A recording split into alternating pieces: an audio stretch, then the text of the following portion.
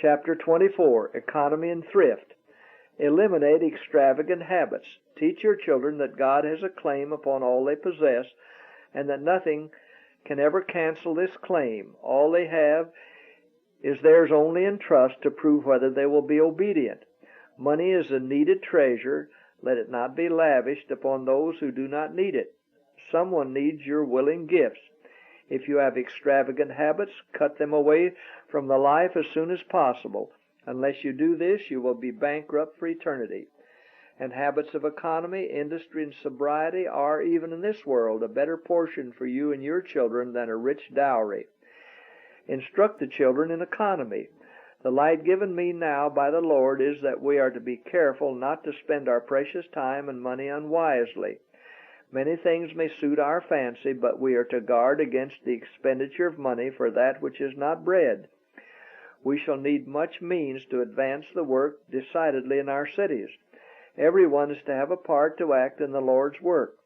Parents are to instruct their children in lessons of economy, in order that the younger members of the flock may learn to share the responsibilities of supporting the cause of God at this time. Love not expressed by extravagance. Practice economy in your homes.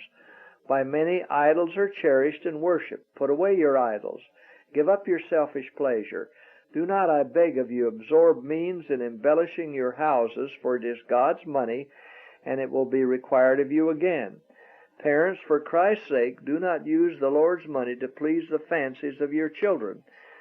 Do not teach them to seek after style and ostentation in order to obtain an influence in the world. Do not educate your children to think that your love for them must be expressed by indulging their pride, their extravagance, their love of display.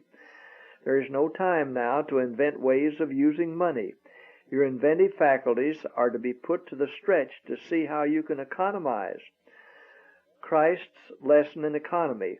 There's a lesson for us in the feeding of the 5,000, a lesson that has a special application to those times when we are placed in trying circumstances and are compelled to practice close economy. Having worked the miracle and satisfied the hunger of the multitude, Christ was careful that the food that remained should not be wasted. He said to the disciples, "Gather up the fragments that remain, that nothing be lost."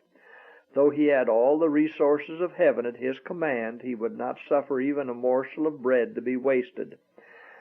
Discard nothing useful. Nothing that can be utilized should be thrown away. This will require wisdom and forethought and constant care. It has been presented to me that the inability to save in little things is one reason why so many families suffer for lack of the necessities of life. They never learn to economize. There is much work to be done for the Master, and men who might today be occupying high positions in connection with the work of God have failed because they never learned to economize. They did not limit their wants to their incomes when they entered the work, and their spendthrift habits proved the ruin of their usefulness in the cause. How to teach the right use of money. Let every youth and every child be taught not merely to solve imaginary problems, but to keep an accurate account of his own income and outgoes. Let him learn the right use of money by using it. Whether supplied by their parents or by their own earnings, let boys and girls learn to select and purchase their own clothing, their books, and other necessities, and by keeping an account of their expenses, they will learn, as they could learn in no other way, the value and the use of money. The value of keeping accounts. When very young, children should be educated to read, to write, to understand figures, to keep their own accounts. They may go forward, advancing step by step in this knowledge. Let children be taught to keep an account. This will enable them to be accurate. The spendthrift boy will be the spendthrift man. The vain, selfish, self-caring girl will be the same kind of woman. We are to remember there are other youth for whom we are accountable. If we train our children to correct habits, through them we shall be able to influence others. Section 7. Developing Christian Qualities.